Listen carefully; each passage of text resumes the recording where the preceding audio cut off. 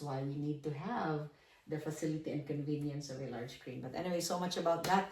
So today, ang akong ma-share is about last will and testament. Diri na punta.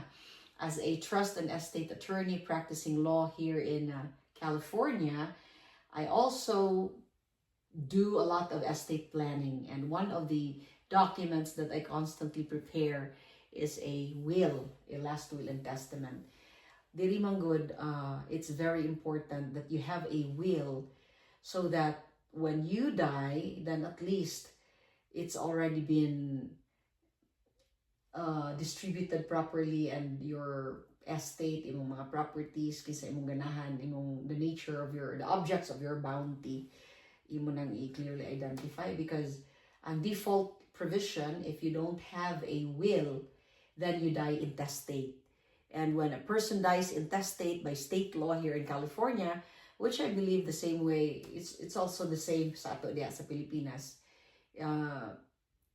it will go through the full probate process in court. There will have to be a petition filed in court, petition for probate, and it's not a happy place at all. It's no fun to be involved in a petition for probate in court, because not only is it time consuming, it is also cost prohibitive. Mahal magpuyo diri sa America. When you have the funds, then that's fine.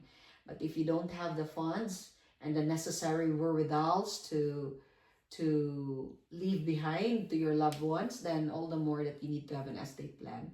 I'm actually doing this mga short videos just for the purpose of helping out ang atong mga Pilipino good na to, mga kababayan, kay expensive man good kaayo ang magpa-consult, no?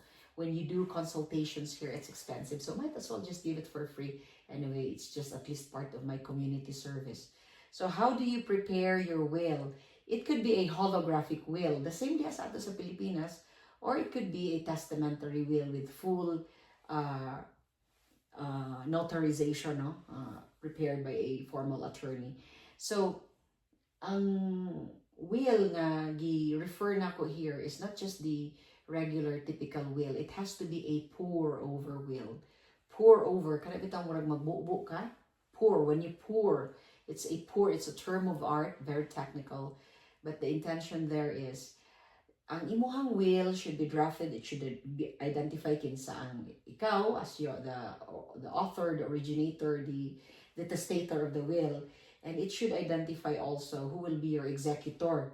So when you die, kinsa man ang imong gitahasan, who is the personal representative authorized by you to administer or manage your estate and distribute it to the beneficiaries. Kay when a person dies man go, di ba? Typically you don't just whatever is left sa imuhang properties, dili man na diha dayon ma-distribute na to sa beneficiaries. No. Or whoever are your heirs at law. The court will have to determine if you have any outstanding liabilities or obligations. Number one, taxes sa government. And the rest will be mortgage sa imong house, sa imong property, credit card debts. Are there any obligations sa hospital, funeral expenses, and whatnot? So, kinahanglan, ang imuhang will should be crafted, should be written in such a way nga clearly identify who gets what and who will be paid, and whatever remains, who are the people to inherit, no? Now, if it's just an ordinary will, that will not satisfy, that will not avoid the court. It will have to be a pour-over will para ma-avoid ang probate process. So how to prepare a pour-over will? Then you have to consult an attorney to do that, so that you will be properly guided and ang sakto nga instrument ang gamiton. Kay if it's not a pour-over will and there are after acquired properties, meaning properties that were acquired after the execution, after nimo masaynan ang will, unyang imong will just says last will and testament, but it does not state nga it's gonna be poured over, ibalhin ang imong estate ngadto sa imong trust. So kani pod kuyog ni perme ang will o ang living trust diri sa US in general, no? And these are the documents that I do. So when a person dies, the entire estate will have to be poured over ngadto sa trust, because the trust now will be the authoritative document when a person dies nga unsa man ang instructions dito sa trust instrument mao tong i-follow kanang will igo ra siya nga conduit. It's a mechanism, it's an instrument that will help you transfer to your trust any and all properties acquired by you, whether at the time that you executed a will or after the execution of the will. It's gonna be poured over, ibubo ngadto sa imuhang trust. Pagkabisayaan naman yun ako.